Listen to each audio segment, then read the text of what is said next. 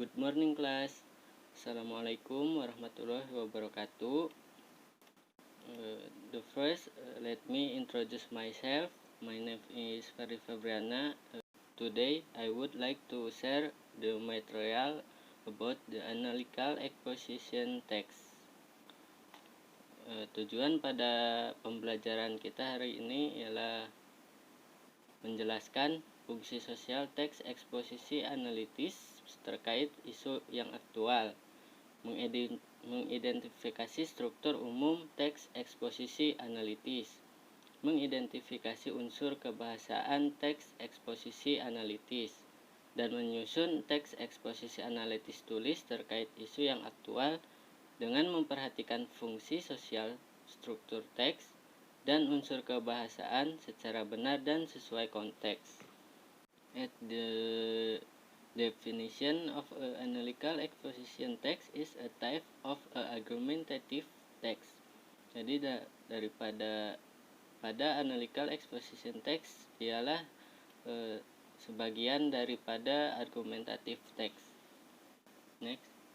Okay, this is the social function of analytical exposition text to persuade the readers or listeners that the idea is an important matter.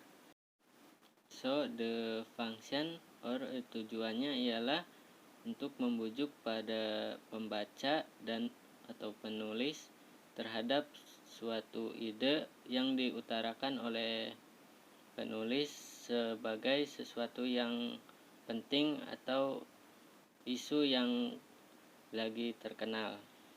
Okay, now let's move to a generic structure of analytical exposition.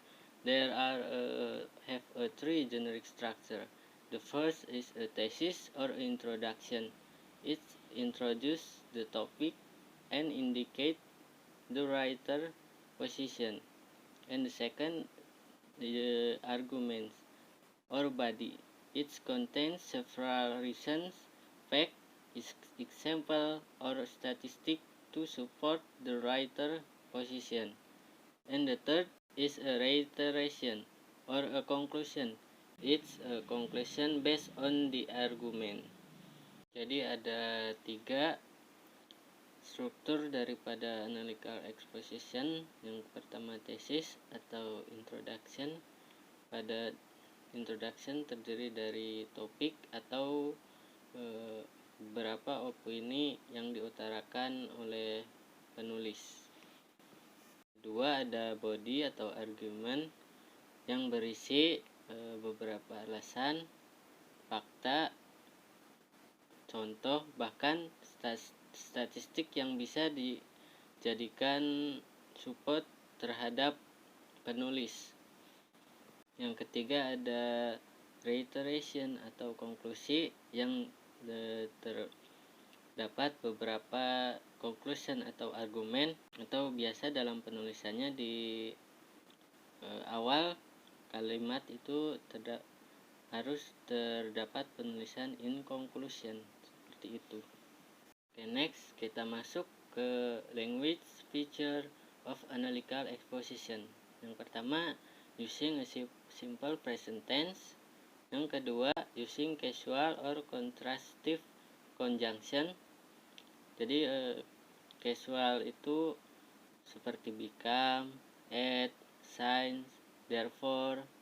Terus yang contrastive itu seperti but, although, nevertheless.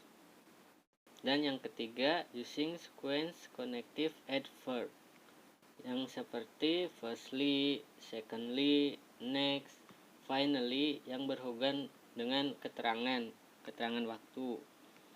Terus yang keempat using modal verb and modal adverb. Yang modal adverb seperti must, can, should, dan untuk modal adverb seperti certainly. This is an example of exposition text. Kalian baca dan pahami dan bandingkan text organization, topic, and language feature terhadap materi yang tadi saya sampaikan. Kurang lebihnya mohon maaf. Thank you for any mistake for I make. Thank you for your attention. Assalamualaikum warahmatullahi wabarakatuh.